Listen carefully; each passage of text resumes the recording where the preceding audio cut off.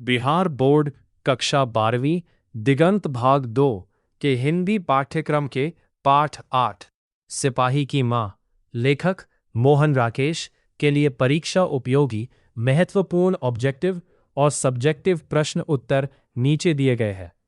यह एक अत्यंत भावुक और यथार्थवादी एकांकी है जो युद्ध की विभीषिका और एक मां के हृदय की पीड़ा को दर्शाती है। वस्तुनिष्ठ प्रश्न 1। सिपाही की मां एकांकी के लेखक कौन है? उत्तर मोहन राकेश। 2। बिश्नी किस एकांकी की पात्र है? उत्तर सिपाही की मां। 3। मानक किस युद्ध में सिपाही बनकर लड़ने गया है? उत्तर द्वितीय विश्व युद्ध, बर्मा की लड़ाई। 4। बिश्नी की पड़ोसिन का क्या नाम है? उत्तर घंटा है। मुन्नी की उम्र कितनी हो गई है जिसके कारण बिश्नी को उसकी शादी की चिंता है? उत्तर घंटा है, 16 वर्ष। बर्मा से आई दोनों लड़कियां क्या मांग रही थीं? उत्तर दाल चावल। लघु उत्तरीय प्रश्न शॉर्ट आंसर सब्जेक्टिव क्वेश्चंस। प्रश्न 1। बिश्नी और मुन्नी को किसकी प्रतीक्षा है? वे डाकिये की राह क्यों देखती है? उत्तर बिश्नी को अपने इकलौते बेटे मानक की और मुन्नी को अपने भाई की प्रतीक्षा है। मानक द्वितीय विश्व युद्ध में बर्मा की लड़ाई में गया हुआ है।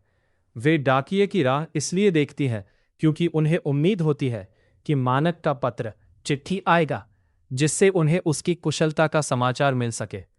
प्रश्न 2। बिश्नी मानक को लड़ाई में क्यों भेजती है? उत्तर बिश्नी की आर्थिक स्थिति अत्यंत दयनीय है। घर में मानक के अलावा कोई कमाने वाला नहीं है। उसकी बहन मुन्नी विवाह योग्य 16 वर्ष हो चुकी है और समाज में शादी के लिए दहेज और अन्य खर्चों के लिए पैसों की सख्त जरूरत है। इसी घरेलू मजबूरी और गरीबी के कारण बिश्नी अपने इकलौते बेटे को सेना में भर्ती कराकर लड़ाई में भेजती है। दीर्घ उत्तरीय प्रश्न। प्रश्न 1।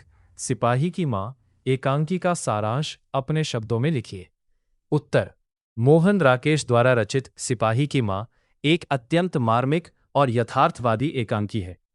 यह मध्यवर्गीय परिवार की लाचारी और युद्ध की विभीषिका को रेखांकित करती है। कथानक। कहानी की मुख्य पात्र बिश्नी एक मां है जिसका इकलौता बेटा मानक फौज में सिपाही है और द्वितीय विश्व युद्ध के दौरान बर्मा में लड़ रहा है। घर में मानक की छोटी बहन मुन्नी है जो शादी के योग्य हो चुकी है। घर की माली हालत खराब है और उसकी शादी मानक की कमाई पर ही टिकी है। तनाव और अफवाहें। कई दिनों से मानक की कोई चिट्ठी नहीं आई है जिससे मां और बहन बेहद चिंतित हैं। इसी बीच पड़ोसिन कुंती आकर बर्मा की लड़ाई की भयानकता की बातें कर चिंता और बढ़ा देती है। बर्मा से भागकर आई 2 शरणार्थी लड़कियां भी युद्ध की क्रूरता का वर्णन करती है।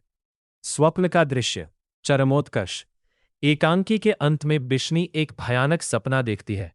सपने में मानक घायल अवस्था में भागता हुआ मां के पास आता है और उसके पीछे एक दुश्मन सिपाही लगा है जो उसे मारना चाहता है। निष्कर्ष। इस सपने के माध्यम से लेखक ने यह संदेश दिया है कि युद्ध में लड़ने वाले सिपाही चाहे किसी भी देश के हों, वे किसी न किसी मां के बेटे होते हैं। एक मां के लिए संसार के सभी सिपाही उसके अपने बच्चे जैसे होते हैं। यह एकांकी युद्ध विरोधी भावना और मातृत्व की व्यापकता को दर्शाती है। प्रश्न 2। सिपाही की मां एकांकी के शीर्षक की सार्थकता स्पष्ट कीजिए। उत्तर सिपाही की मां शीर्षक पूर्णतः सार्थक और उद्देश्यपूर्ण है। मुख्य केंद्र पूरी एकांकी की धुरी बिश्नी है जो एक सिपाही मानक की मां है। नाटक की शुरुआत से अंत तक बिश्नी के इर्द गिर्द ही कथा घूमती है। मातृत्व का विस्तार। शुरुआत में बिश्नी केवल अपने बेटे मानक की सुरक्षा को लेकर चिंतित रहती है, लेकिन नाटक के चरमोत्कर्ष सपनों के दृश्य में जब मानक और दुश्मन सिपाही एक दूसरे की जान लेने पर उतारू होते हैं, तब बिश्नी का मातृत्व केवल मानक तक सीमित नहीं रहता। वह दुश्मन सिपाही को भी किसी मां का बच्चा कहकर बचाने का प्रयास करती है। वैश्विक संदेश। लेखक ने बिश्नी के माध्यम से यह दिखाया है कि मां का दिल यूनिवर्सल सार्वभौमिक होता है।